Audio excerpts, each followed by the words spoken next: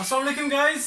Question number third के first part की तरफ चलते हैं। इसके 3 पार्ट्स हैं क्वेश्चन नंबर थर्ड के। ये इसका फर्स्ट पार्ट रहा।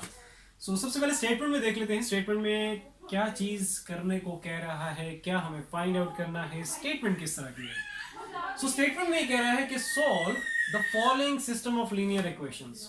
हमें दो लीनियर इक्वेशन इसने दे दी हैं। लीनियर क्यों कहा जाता है इसको? क्योंकि इसमें जो अननोन्स हैं, जो वेरिएबल्स हैं, उनकी जो हाईएस्ट पावर है वो हमारे पास क्या है, 1 है। सो दैट्स व्हाई यहाँ पे जो बात कर रहा है, ये हमें दो लीनियर इक्वेशन इसने दे दी हैं और linear equations, two linear equations का एक सिस्टम दे दिया है और कह रहा है इसको सॉल्व करो। अब सॉल्व करने का मतलब क्या है कि इन दो इक्वेशंस में, दो इक्वेशंस हैं तो जारी बात है अननोन्स भी दो होंगे। तो इन दो इक्वेशंस में ये जो दो अननोन्स हैं x1 एंड x2, इनकी वैल्यूज हमें फाइंड आउट करनी है। अब आपके एग्जाम्स में अगर स्टेटमेंट आ जाती है एज इट इज, जैसे इसने यहाँ पे लिखी हुई है, फिर तो आप आजाद हो, फ्री हो।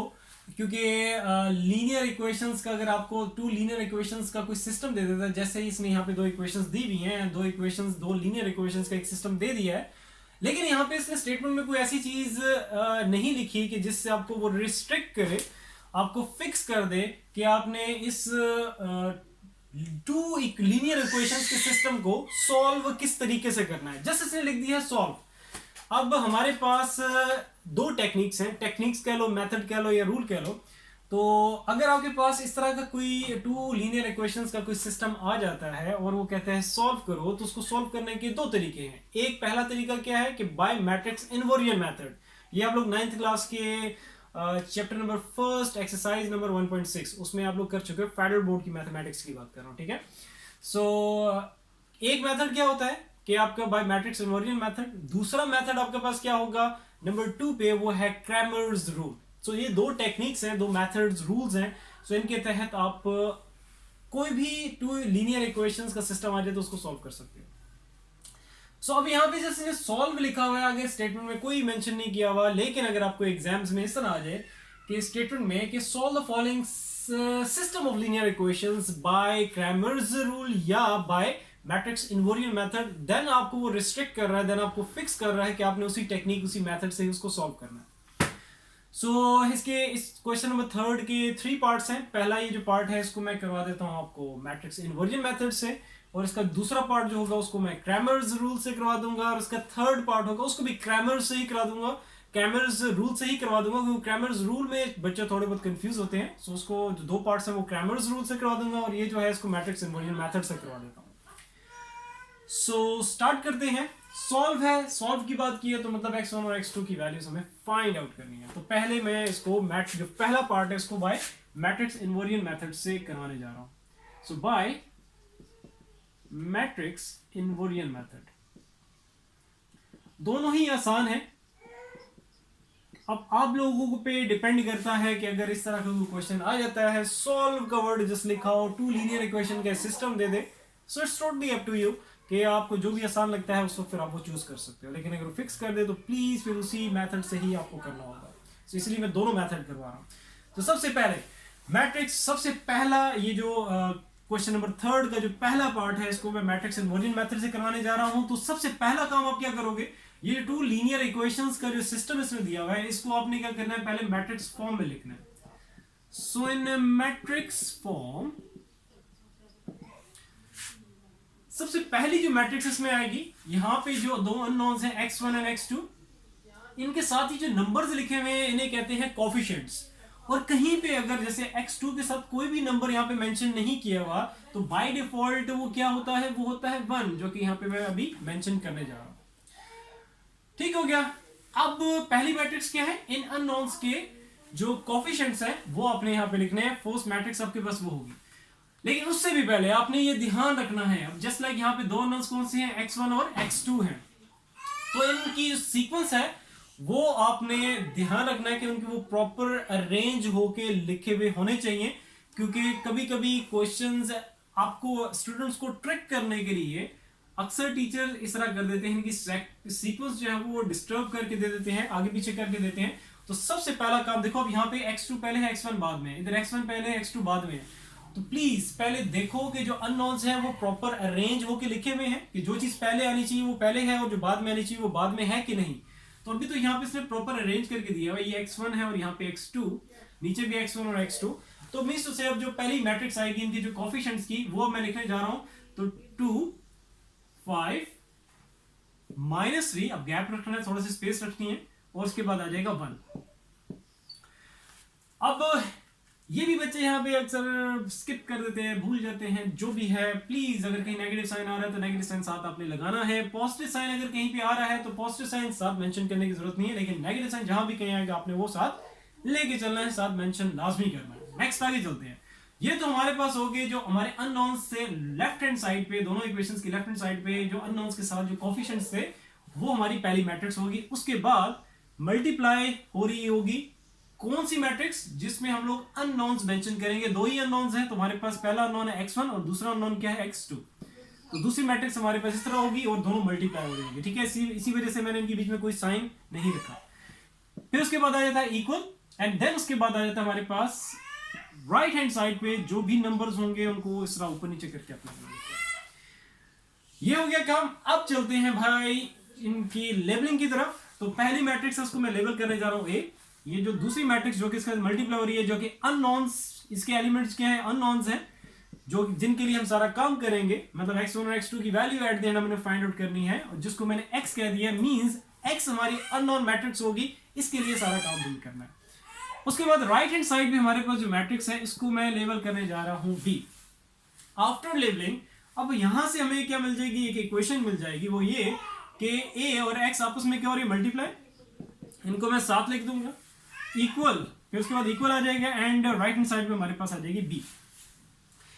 अब यहां पे आगे, यहां से आगे हमें क्या करना है कि ये जो x अननोन मैट्रिक्स है इसके साथ अगर कोई भी मैट्रिक्स है तो उसको आपने वहां से हटाना है, ठीक है। तो अब यहाँ पे a आ रहा है, x मैट्रिक्स, सारी बात है, सारा काम हमें करना तो x मैट्रिक्स अननोन मैट्रिक्स के लिए है, तो इसके साथ कुछ भी आ रहा है तो उसको आपने हटाना है यहाँ से। तो अभी यहाँ पे a मैट्रिक्स आ रही है, तो इसको हटाने के लिए यहाँ से मैं क्या करूंगा, मल्टीप्लाई कर दूंगा, मल्टीप्लाइंग a इनवर्स। तो जो मैट्रिक्स आपने हटानी है लेफ्ट साइड या राइट साइड जहां से भी हटानी है, अभी यहाँ पे लेफ्ट साइड से मैंने इसको हटाना है, तो उस मैट्रिक्स को, उसी मैट्रिक्स का जो इनवर्स है उससे उसको मल्टीप्लाई कर दो। मींस उसे मैं ये चीज चाहता हूं कि ए मैट्रिक्स यहाँ पे मौजूद है, तो इसके साथ अगर मैं ए इनवर्स मल्टीप्लाई कर दूं तो यहां से हमारे पास आइडेंटिटी मैट्रिक्स आ जाएगी। अभी मैं आगे चल रहा हूं, मैं अभी स्टेपिंग वगैरह ये जो वर्डिंग है ये लिख दूं, देन जब स्टेप्स पे आऊंगा तो मैं आगे और आपको चीजें क्लियर करूंगा, ठीक है। वैसे इस चीज पे मैं डिटेल में बात कर चुका हूं, एक्सरसाइज 3.1 के क्वेश्चन नंबर 12 और 13, वो लाजमी देख लो, ठीक है, अगर ये चीज क्लियर नहीं है तो। अच्छा, मल्टीप्लाइंग ए इनवर्स, इसको मैं इक्वेशन फर्स्ट लेवल कर देता हूं। Multiplying A inverse two both sides of equation first from left, ठीक हो गया। लेफ्ट का मतलब क्या है कि ax, लेफ्ट हैंड साइड में ये जो चीज पड़ी हुई है इसके लेफ्ट से हमें मल्टीप्लाई करना है a इनवर्स, ताकि इस a को हटाया जा सके। लेफ्ट और राइट, ये इस पे वही बात है, लेफ्ट और राइट वाली जो चीज है इससे कंफ्यूज नहीं होना, इस पे मैं डिटेल में बात कर चुका हूं। प्लीज जाके आप लोग क्वेश्चन 12 एंड 13 एक्सरसाइज 3.1 की बात कर रहा हूं, ठीक है, उस पर ये मैं डिटेल में चीज समझा चुका हूं। यहाँ पे जरूरी नहीं है ये लिखना, यहाँ पे अब ये सब समझाने के लिए मैं कर रहा हूँ। जो जो जरूरी स्टेप हैं, जो कि अपने सोल्यूशन में, अपने एग्जाम में आप लोगों ने जो सोल्यूशन में जो जो स्टेप्स इंक्लूड करने हैं उस पे मैं भी टिक कर दूंगा, ये सब समझाने के लिए लिख रहा हूं। अच्छा, फ्रॉम लेफ्ट इस चीज को मल्टीप्लाई किया, किसको, ए इनवर्स को, किसकी, इक्वेशन फर्स्ट, जो कि मैंने यहां लेबल की हुई है। तो ax, तो फ्रॉम लेफ्ट, तो ए इनवर्स इधर आ जाएगा जो कि मल्टीप्लाई होगा ए से, क्योंकि ए को ही खत्म करना है तो ए के साथ ही आपने इस चीज को लिखना है, ए इनवर्स को। और अगर जो काम आपने लेफ्ट हैंड साइड पे किया वही काम राइट हैंड साइड भी करोगे, तो बी मैट्रिक्स का जो लेफ्ट बनेगा वो ये साइड है डेफिनेटली, जो मैंने एरो लगा दिए। तो ए इनवर्स को मैंने अगर लेफ्ट हैंड साइड में लेफ्ट से मल्टीप्लाई किया, तो राइट हैंड साइड में जो बी पड़ा है उसके भी लेफ्ट से मल्टीप्लाई करोगे ए इनवर्स को। ये लेफ्ट और राइट का बहुत ध्यान रखना, वो क्यों, वो इसलिए जरूरी है इसका ध्यान रखना क्योंकि commutative property with respect to multiplication hold नहीं करती मैट्रिसेस के केस में। ए और बी अगर आपके पास मैट्रिसेस हैं, तो अगर ए और बी और ए के अगर मैं रिजल्ट फाइंड आउट करूं तो दोनों की इक्वल नहीं आएंगे, क्योंकि प्लेसेस बहुत मैटर करती हैं इसमें मैट्रिसेस के केस में। तो अगर मैं ए इनवर्स यहां पे लिख दूं, फ्रॉम राइट करूं, तो फिर जरी बात है मैं उसको अरेंज करके अगर मैं साथ लेके आऊं, मीस उसे अगर इस तरह की चीज हो, ये मैं ये बात कर रहा हूं, अगर मैंने यहां पे इस तरीके से कर दिया, और इसको बाद में अरेंज करके अगर मैं इसको इस तरीके से लिख दूं तो ऐसे मैं अरेंज नहीं कर सकता। जब मल्टीप्लिकेशन हो रही है मैट्रिसेस की, चाहे वो इनवर्स ही साथ क्यों ना हो, क्योंकि जो इनवर्स आता है वो भी तो एक मैट्रिक्स पे ही डिपेंड कर रहा होता है, तो इनको आगे पीछे इस तरह मैं स्वैप नहीं कर सकता, चेंज नहीं कर सकता इनकी प्लेसेस। सो दैट्स वाई इसका लेफ्ट और राइट पे बहुत ध्यान रखना है आपने, और ये चीज समझाने के लिए मैं कर रहा हूँ, ठीक है। अभी मैं चीज अरेज कर दूंगा, जो जो चीज जरूरी है, जो स्टेप्स आपने अपने सोल्यूशन में करने हैं उस पर मैं टिक कर दूंगा, ठीक है। पहले इसको बस समझ लो एक बार, ठीक हो गया। अच्छा, इसके बाद अब ए को तो खत्म करना था, उसके साथ हमने ए इनवर्स के साथ मल्टीप्लाई कर दिया फ्रॉम लेफ्ट। इससे फिर हमें क्या मिलेगा, एक आइडेंटिटी मैट्रिक्स मिल जाएगी। और राइट हैंड साइड पे तो चलो जो आ गया वो तो हम सॉल्व करेंगे बाद में। पहले इसकी जो लेफ्ट हैंड साइड है उसमें हमें सिर्फ एक्स रखना है, बाकी कुछ भी है तो खत्म करना है, मैंने ये कहा था। तो अब आप ये पूछ सकते हो सर यहाँ पे, अच्छा ए इनवर्स से ए मैट्रिक्स को मल्टीप्लाई किया तो वो तो चलो खत्म हो गया, लेकिन उसके रिजल्ट में हमें क्या मिल गया, एक आइडेंटिटी मैट्रिक्स मिल गई। तो बात तो वही आ गई कि हमें चीज खत्म करनी थी तो हमें एक न्यू चीज मिल गई आई। तो इसको आप यहां पे लिख सकते हो, अगर आइडेंटिटी मैट्रिक्स जो कि एक्स मैट्रिक्स के साथ मल्टीप्लाई हो रही है, तो आइडेंटिटी मैट्रिक्स अगर किसी भी मैट्रिक्स के साथ मल्टीप्लाई हो रही हो, जस्ट लाइक यहां पे अगर एक्स मैट्रिक्स की बात करें, एक्स भी एक मैट्रिक्स है, तो रिजल्ट में आपको एक्स मैट्रिक्स ही मिलेगी। मींस उसे अगर एक्स मैट्रिक्स के साथ अगर आइडेंटिटी मैट्रिक्स लिखो या ना लिखो एक ही बात है। अब यहां से आगे बात थोड़ी सी और मैं प्रोसीड करूंगा किसकी तरफ। अब मैं आपको नंबर सिंपल, अगर ये अभी भी समझ नहीं आ रहा तो सिंपल नंबर्स की फॉर्म में आपको एक्सप्लेन करता हूं कि अगर 2 को मल्टीप्लाई 1 करो तो रिजल्ट क्या आएगा 2, या 1 मल्टीप्लाई बाय 2 करो तब भी रिजल्ट क्या आएगा 2। मीन्स टू से, और अगर मैं 7 या 1 लिखूं ना लिखूं कोई फर्क नहीं पड़ेगा। मीन्स टू से कि 1 के साथ अगर कोई अननोन भी मल्टीप्लाई हो रहा है तब भी वही अननोन आ जाएगा। मीन्स अगर एक्स अलजेब्रा की बात करें, एक अननोन एक्स की बात करें, तो मीन्स टू से कि अगर सिंपल मैथमेटिक्स में 1 जो काम कर रहा होता है, मैट्रिसेस के केस में वही काम आइडेंटिटी मैट्रिक्स कर रही होती है। Identity matrix just behaving like a 1। तो अब ये आइडेंटिटी अगर मैं किसी के साथ मल्टीप्लाई करूं भी तो रिजल्ट में तो वही मैट्रिक्स आनी है मुड़ के। इट इज जस्ट लाइक अगर कोई अननोन को अगर मैं 1 से मल्टीप्लाई करता हूं तो मुड़ के तो वही अननोन होगा। जैसे हम लोग 1 के साथ कुछ भी मल्टीप्लाई करें रिटर्न में वही चीज आ जाती है। तो मैट्रिसेस के केस में भी अगर कोई मैट्रिक्स, कोई भी मैट्रिक्स अगर मैं आइडेंटिटी मैट्रिक्स से मल्टीप्लाई करता हूं तो इन रिटर्न वही मैट्रिक्स आ जाएगी। इट मीन्स टू से कि इस आइडेंटिटी को नीचे लिखो या ना लिखो, जो हमारा काम था कि एक्स के साथ कुछ भी नहीं होना चाहिए वो हम लोगों ने अचीव कर लिया। सो एक्स इज इक्वल टू, अब ये आ गया ए इनवर्स इंटू बी। इसको अब यहां पे मैं कह देता हूं ये हमारे पास आ गई इक्वेशन नंबर 2।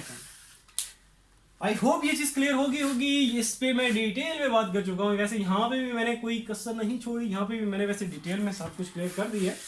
लेकिन जो लेफ्ट राइट वाली चीज है, अगर ये आपको कंफ्यूज हो, आप मतलब इस पे अभी स्टिल कंफ्यूजन है, तो एक्सरसाइज 3.1 क्वेश्चन नंबर 12 और 13 वो जाके आप लोग देख लेना, ठीक है। उनमें से कोई भी किसी का भी एक सोल्यूशन देख लो, क्योंकि इसको 2 पार्ट्स हैं, तो कोई भी देख लो के समझ आ जाएगी आपको। अच्छा भाई, अब चलते हैं भाई, अब जो जरूरी स्टेप है इस क्वेश्चन के लिए वो मैं आपको टिक कर देता हूं, बल्कि बाकी जो हो एक्स्ट्रा वर्क है वो सारा इरेज कर देता हूं, ठीक है। ये इक्वेशन बनाना जरूरी है, ठीक है। मैट्रिसेस, ठीक है, जो भी लीनियर 2 लीनियर इक्वेशन का जो सिस्टम था सबसे पहले उनको मैट्रिक्स फॉर्म में लिखा, फिर उसको लेबलिंग की, लेबलिंग के बाद ये इक्वेशन बनाई आपने। उसके बाद ये करने की जरूरत नहीं है, और ये कुछ भी करने की जरूरत नहीं है। जस्ट आप डायरेक्टली इसको इस तरीके से लिख सकते हो, जो कि मैं अभी यहां पे लिख देता हूं कि ए को इस तरह आप एज्यूम कर लो कि ए अगर जाएगा आपके पास कहां पे, राइट हैंड साइड पे, तो ए इनवर्स बनेगा। और ये ए आपके पास कहां पे पड़ा हुआ है, एक्स के लेफ्ट पे पड़ा हुआ है। जब ये राइट पे जाएगा तो बी के लेफ्ट पे ही होगा, लेकिन बस ये होगा कि ए पे क्या आ जाएगा, ये रहेगा इस साइड, मींस ए इनवर्स बन जाएगा उधर जाके। तो लेफ्ट और राइट का बहुत ध्यान रखना है। अगर लेफ्ट हैंड साइड पे, अगर लेफ्ट पे पड़ा हुआ है तो राइट हैंड साइड पे भी जाएगा तो लेफ्ट पे ही रहेगा। बस क्या होगा, साइड चेंज होने की वजह से क्या हो जाएगा, वो इनवर्स फॉर्म में आ जाएगा।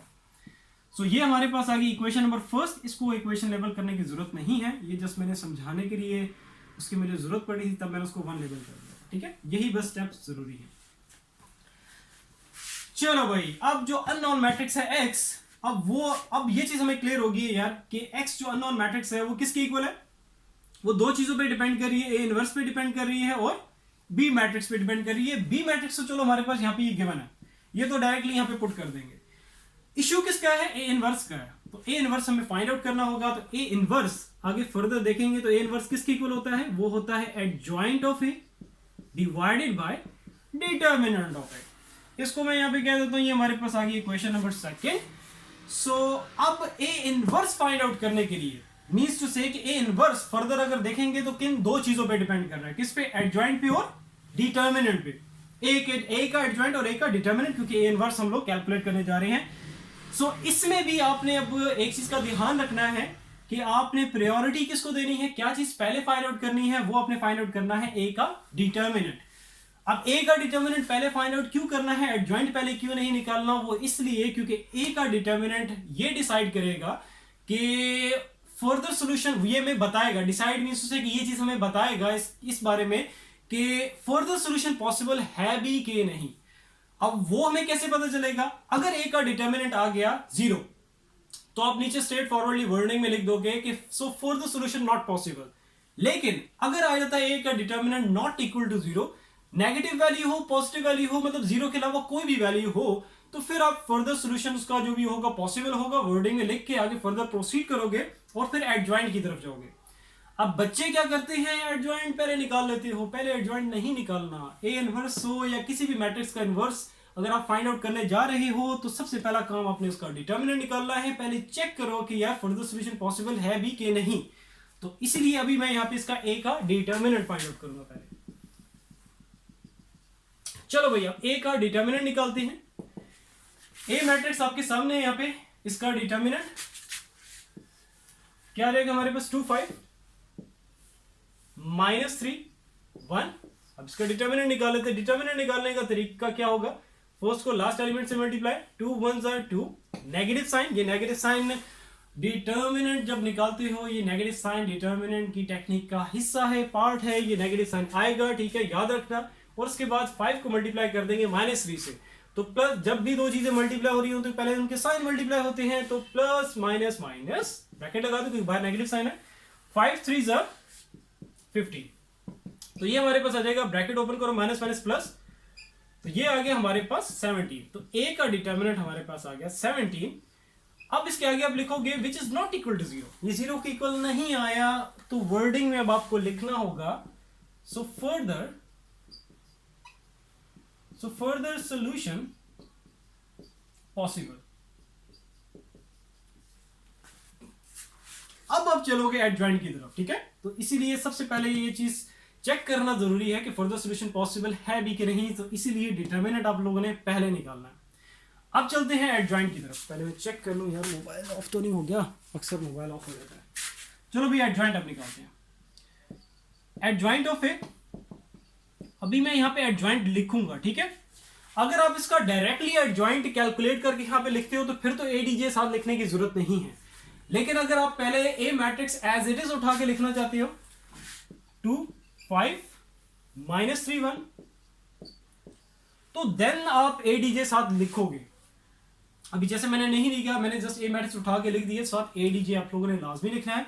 अब नेक्स्ट स्टेप में मैं इसका एडजॉइंट लेने जा रहा हूं, तो इसमें अब आपने क्या करना होगा, अब एडीजे साथ नहीं लिखना, ठीक है। अब एडजॉइंट कैसे लेंगे, फर्स्ट और लास्ट वाला जो है इनके प्लेसेस चेंज, फर्स्ट और लास्ट एलिमेंट की प्लेसेस चेंज, और इनके साइन चेंज, इनकी प्लेसेस चेंज नहीं करनी, इनके साइन चेंज कर देने हैं, जिसका नेगेटिव वो पॉजिटिव हो, जिसका पॉजिटिव वो नेगेटिव। सो 1 उठ के इधर आ जाएगा और ये 2 इधर चला, इनके साइन नहीं चेंज करने, इनकी जस्ट प्लेसेस चेंज करनी है, 1 ऊपर 2 नीचे, इनके साइन चेंज, -5 और ये आ जाएगा आपके पास +3। तो ये हमारे पास आ गया एडजॉइंट ए मैट्रिक्स का। चेक कर लूं नीचे नजर तो आ रहा है, कट तो नहीं हुआ, नहीं, ठीक है, ठीक हो गया।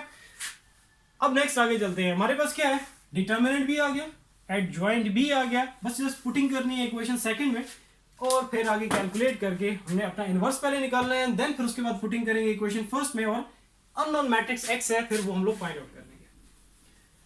चलो भाई स्पेस ऊपर काफी है, मैं अब यहाँ ऊपर लिख देता हूँ, putting all values in equation second। पहले इनवर्स फाइनलाइज करना है, वो हमारे पास क्या था, adjoint of A divided by determinant of A. तो एडजॉइंट पहले आ जाएगा, एडजॉइंट हमारे पास क्या है, 1 -5 3 2 नीचे से, और ये डिटर्मिनेंट हमारे पास क्या है 17, जो कि अभी मैं इसके नीचे लिखूंगा, मैं भी इरेज कर रहा हूं, तो ये आ जाएगा हमारे पास 17 इसके नीचे।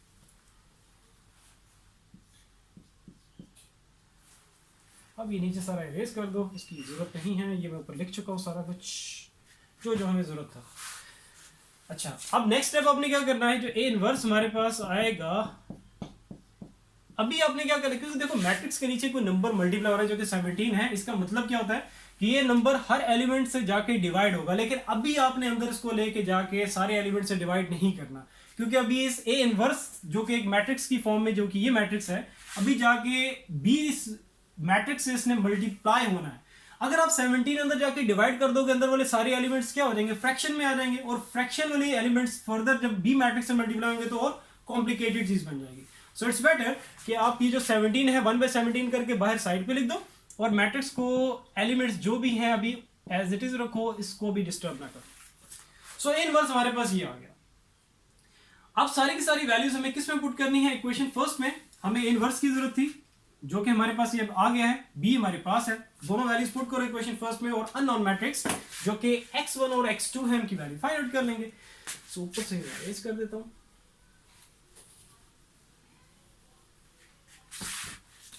सो अब यहां पे आप लिखोगे putting all values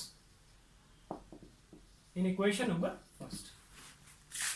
so equation first क्या है, पहले लिख लो इक्वेशन, एंड देन फिर उसकी जगह जो जो जहां जहां पुट करना है वहां पे हम पुटिंग कर देंगे। ए इनवर्स सबसे पहले तो क्या रहेगा, 1/17, 1 - 5, 3 और 2, और साथ हमारे पास क्या आ जाएगा, फिर आगे बी मैट्रिक्स जो कि मल्टीप्लाई हो रही, बी आपके सामने है, 5 और 4 है, इनकी मल्टीप्लीकेशन करेंगे, जो रिजल्ट आ जाएगा दोनों मल्टीप्लीकेशन का, दोनों मैट्रिक्स की मल्टीप्लीकेशन का, फिर उसके बाद 17 अंदर जाके हर एलिमेंट से डिवाइड कर देंगे।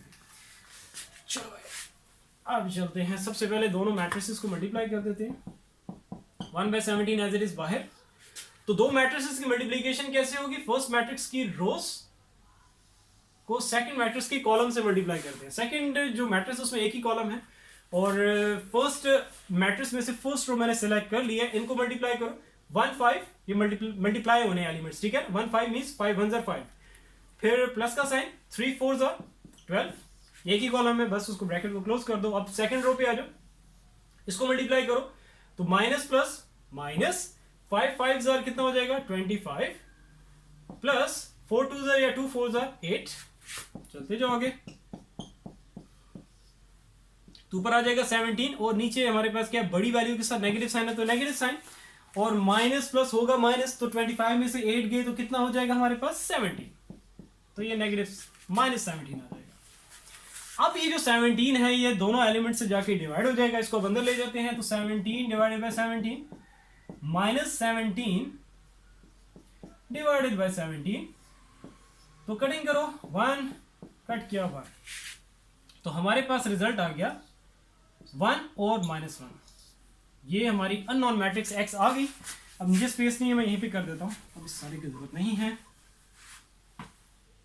x मैट्रिक्स हमारे पास क्या आ गई है, 1 -1, इसके बाद x मैट्रिक्स एक्चुअली थी क्या, ये वाली थी, ठीक है, जिसमें अननोन्स थे, तो x की जगह मैं वो अननोन मैट्रिक्स लिख रहा हूं, मतलब अननोन एलिमेंट्स वाली मैट्रिक्स, ठीक है, जिसमें x1 और x2 आ रहे हैं, उसी के नीचे मैंने लिख दिया 1 और -1।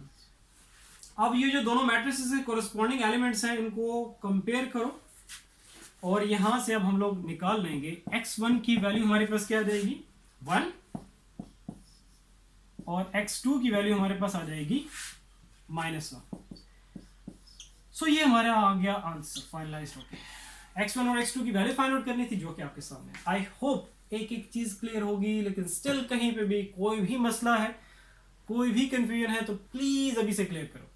अच्छा, एक चीज जाते जाते मैं बताता जाऊं कि अक्सर बच्चे अभी भी स्टिल ये गड़बड़ करते हैं। अगर देखो सेम ऊपर नीचे अगर न्यूमरेटर और डिनोमिनेटर में सेम चीजें पड़ी हुई है, जैसे अभी 17 की बात कर लेते हैं, 17 डिवाइडेड बाय 17 है, तो डिवीजन में अगर सेम चीजें हैं ऊपर नीचे पड़ी हो और पूरी की पूरी चीजें कट जाए, तो रिजल्ट में क्या आता है 1। अभी भी बच्चे इसको जगह 0 लिखते हैं, 0 नहीं लिखना। डिवीजन में अगर सेम चीजें कट हो रही है तो 1, और सब्ट्रैक्शन में अगर पूरी की पूरी चीजें कट रही हैं तो रिजल्ट हमारे पास क्या आता है 0। ठीक है, सब्ट्रैक्शन के केस में 0 और डिवीजन के केस में 1 आता है अगर पूरी की पूरी चीजें कट रही हैं। प्लीज इस चीज का ध्यान रखा करो। चलो भाई, फिर मिलते हैं इंशाल्लाह नेक्स्ट वीडियो में। इसमें कोई भी इशू है तो प्लीज नीचे कमेंट सेक्शन में कमेंट करके पूछ लेना। इंशाल्लाह ताला फिर मिलते हैं नेक्स्ट वीडियो में, ओके। और नेक्स्ट जो इसका पार्ट होगा उसको मैं ग्रामर रूल से कराऊंगा इंशाल्लाह ताला, उसमें भी जो कंफ्यूजन है वो मैं क्लियर करने की कोशिश करूंगा, okay. See you in the next video, bye bye.